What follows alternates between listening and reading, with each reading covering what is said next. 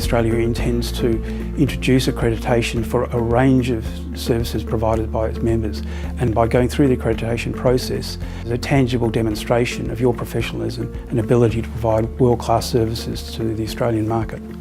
I see the Code of Practice improving the industry by providing a set of guidelines that to really steer consistency in execution and consistency in customer experience, and provide the consumer with a better understanding of what their rights are, and providing operators with a less friction-based relationship with the consumer and with each other as well. We have our Code of Practice, which is a major project for us, and that will be rolled out as an online Code of Practice for initially our private operators. So they'll be able to go online, upload all of their information, it'll be audited, and then they will be awarded, based on those audits, an Accredited Operator Scheme.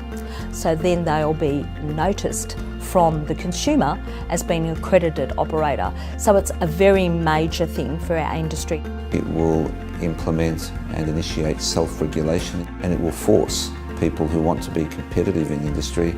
to have to meet the standards of the Accredited Operator Scheme. So the Code of Practice is a way that allows the customer know that they're dealing with companies that have subjected themselves to a certain rigorous review in terms of safety and lighting, and making sure that the experience is as positive as possible. So it's really about qualifying the entire industry. Like any industry that's maturing and growing at a rapid pace, there's a real need to create a high standard framework that parking operators need to abide by, that vendors need to abide by, and that the industry itself can be guided forward when it comes to some of these new topical challenges that parking operators are facing.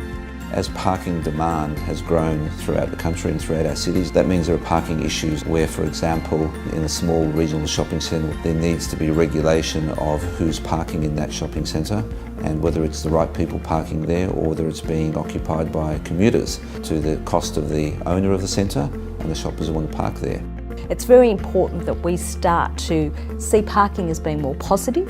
and people to have a good experience with parking, whether that's in the city or in a private facility. For more information on the Accredited Operator Scheme, contact Parking Australia on 1300 787 233.